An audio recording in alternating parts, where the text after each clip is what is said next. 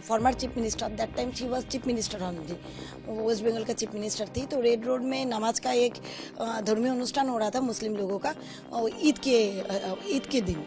उस टाइम पे हिंदू धर्म को, तो उस टाइम पे मैं थाना गई, साइबर ब्रांच गई, मेरा एक हो जाता है, तब आप लोगों का हालत बहुत खराब कर देगा। मेरे रहते हुए अपना अपराध है, क्योंकि पूरा देश का वो मुख्यमंत्री नहीं थी, वेस्ट बंगाल का थी। वो पूरा देश में जितना हिंदू धर्मावलंबी है सबको इंसल्ट किया। ये बात नहीं करना चाहिए। फ्रीडम ऑफ स्पीच का भी एक लिमिटेशन होता है। दूसरा बात है कि आप यही धर्म के बारे में अगर मुस्लिम समुदाय को आप बोलते हो कि आपका धर्म गंदा है, तो आपका सर तन से जुदा हो जाता, सरकारी प्रॉपर्टी तोड़फोड़ होता, आपका समर्थक के ऊपर हमला होता, आपका घर पे होता। हम लोग बहुत सहनशील। मैं एडवोकेट रिंकी चटर्जी सिंह हूँ। मैं पेशा में एक आईनजीबी हूँ और 15-20 साल से मैं हिंदू एक्टिविस्ट होकर काम कर रही हूँ वेस्ट बंगाल में। मैडम, आपने क्या कदम लिया है, मतलब एफआईआर किया है, इसके बारे में बताइए क्या उसको। एक्चुअली 2025 में former chief minister that time she was chief minister only, वो वेस्ट बंगाल का चीफ मिनिस्टर थी। तो रेड रोड में नमाज का एक धर्मीय अनुष्ठान हो रहा था मुस्लिम लोगों का ईद के दिन। उस टाइम पे she was representing herself as a chief minister, हिजाब पहन के, शहरी का के, दुआ अदा करके और नमाज पढ़ के वो उस जनसभा में झट से वो बोल देता है कि मैं एक गंदा धर्म को मानती ही नहीं हूँ, मतलब हिंदू धर्म को। तो उस टाइम पे मैं थाना गई, साइबर ब्रांच गई, मेरा एफआईआर नहीं लिया गया। प्रधान नगर थाना का अंडर में मैं पढ़ती हूँ, जुरिडिक्शन मेरा वही पड़ता है। उस थाना का जो आईसी था वो पुलिस का, वो तृणमूल का उर्दीधारी गुंडा हिसाब में काम करता था। वो मेरा प्रीवियस एक्सपीरियंस भी सेम था। उसने मुझे फिजिकली भी धक्का दिया, मेंटली भी धक्का दिया।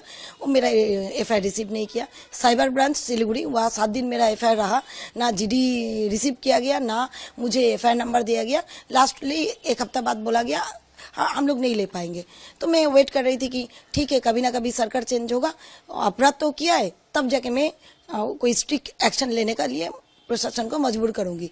फिर मैं चुपी थी। 2026 का विधानसभा इलेक्शन से पहले अप्रैल महीना में धर्मतला में धरना मंच में ममता बनर्जी उधर भी हाथ में माइक लेके फट से बोल दी कि एक विशेष समुदाय जब जोट बांधता है, मतलब जब एक हो जाता है, तब आप लोगों का हालत बहुत खराब कर देगा। मेरे रहते हुए आप लोग सेफ हो। मतलब वो हिंदू वोटर को डरा रहा है, धमका रहा है कि मुस्लिम वोटर सब एक हो जाएगा तो आप लोगों का जीना हराम कर देगा, आप लोगों को बर्बाद कर देगा। मैं हूं तो मैं चीफ मिनिस्टर हूं बोल के उन लोगों को समझा बुझा के शांत करके रखा हूं। तो ये हिंदू वोटर का के लिए प्राण हानि का रिस्क है, डेंजर धमकी था।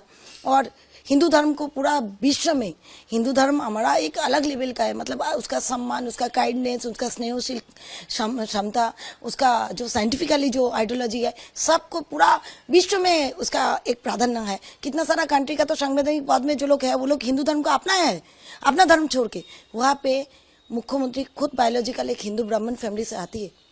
वो एक विशेष समुदाय को खुश करने के लिए अपना धर्म को गंदा धर्म बोल दिया और हिंदू वोटर को धमकाने चमकाने के लिए वो डरा रहा है, धमकी दे रहा है।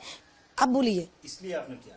हाँ, यही 2 कारण से। मैं भी हिंदू हूँ, मुझे डर लगा कि आज अगर ममता बनर्जी हट जाएगी तब तो मेरे ऊपर अटैक होगा, क्योंकि बीइंग हिंदू मैं डरती हूँ। दूसरा, मैं हिंदू एक्टिविस्ट होकर काम करती हूँ। मैं हिंदू धर्म के लिए, हिंदू भाई बहन के लिए मैं लड़ती हूँ, लाभजात का लड़के लोगों को बचाती हूँ, सबको पता है। तो मेरे ऊपर अटैक होगा, ऑलरेडी हो चुका है। मेरा गाड़ी पकड़ा था, मुझे साहिबगंज थाना का जो ओसी था अजीत शाह जी, तृणमूल का ही, वो मेरे ऊपर केस भी किया। मेरा गाड़ी को पूरा चारों तरफ से मुस्लिम लोग पकड़ के रखा था साहिबगंज में। तो मैं डर गई थी। कौन सा सेक्शन जो है दिया गया है?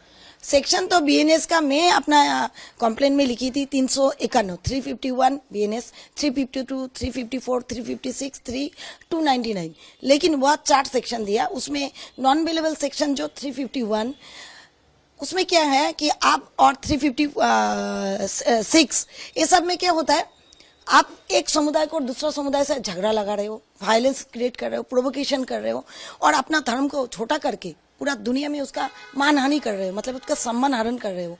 तो कुछ अवेलेबल है और नॉन अवेलेबल ही है। 351 तो नॉन अवेलेबल ही है। तो इसका जो आप भारतीय न्याय संहिता आप अगर पढ़ोगे, जो 2023 में आपका इम्प्लीमेंट हुआ है, उसमें देखो कि संगीन अपराध है, जामीन अयोग्य अपराध है और संगीन अपराध है, क्योंकि पूरा देश का वो मुख्यमंत्री नहीं थी, वेस्ट बंगाल का थी। वो पूरा देश में जितना हिंदू धर्मावलंबी है सबको इंसल्ट किया और हिंदू वोटर्स को इतना धमकाया चमकाया, जबकि मेजोरिटी हिंदू ही है। अब क्या चाहती हैं? अब मैं चाहती हूँ उनको दो चीज सिखाने। फ्रीडम ऑफ स्पीच का एक बाउंड्री होता है, संवैधानिक पद में रह के आपको कलर कास्ट धर्म देख के बात नहीं करना चाहिए। फ्रीडम ऑफ स्पीच का भी एक लिमिटेशन होता है। दूसरा बात है कि आप यही धर्म के बारे में अगर मुस्लिम समुदाय को आप बोलते हो कि आपका धर्म गंदा है, तो आपका सर तन से जुदा हो जाता, सरकारी प्रॉपर्टी तोड़फोड़ होता, आपका समर्थक के ऊपर हमला होता, आपका घर पे होता।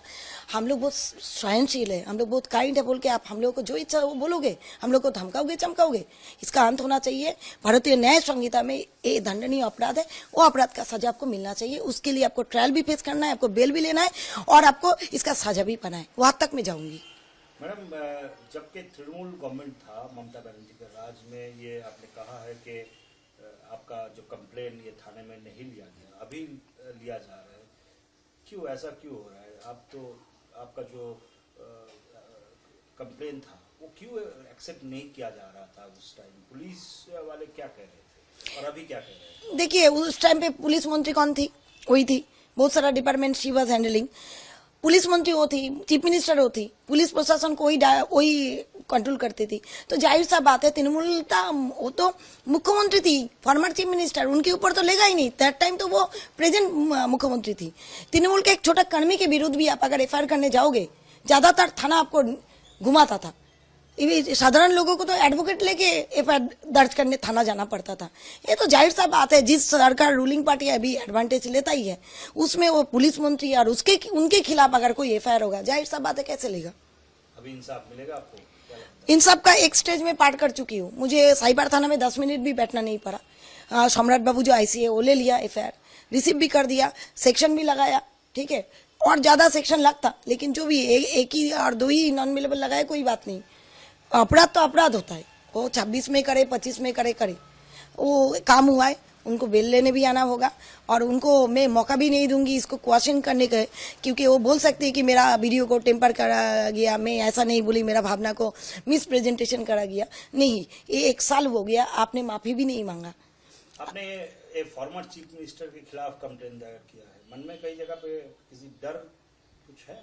देखिए, अभी तो मुख्यमंत्री नहीं है, पावरलेस है। हाँ, उनके पास मानी पावर है, उनका दल है, लेकिन उस टाइम पे तो चीफ मिनिस्टर थी। तब अगर मैं एफआईआर दर्ज करने थाना तक जा सकती हूँ, 7 दिन में साइबर ब्रांच में बैठ सकती हूँ, तो एक कौन सा बात है? देखिए, डर, और रविन्द्रनाथ टैगोर क्या बोला था, वो कि आदमी मरने से पहले बहुत बार मर जाता है डरने से। मैं डरती नहीं हूँ। देखिए, जो चीफ मिनिस्टर अगर आपको धमकी देता है कि आप मुझे वोट नहीं देंगे तो मुस्लिम लोग आपको, एक विशेष समुदाय आपके ऊपर अटैक करेगा, वहां डर डर के और कितना जिएंगे? खुल के तो एक दिन आना ही पड़ेगा। तो मैं उसी टाइम पे स्टेप ली थी।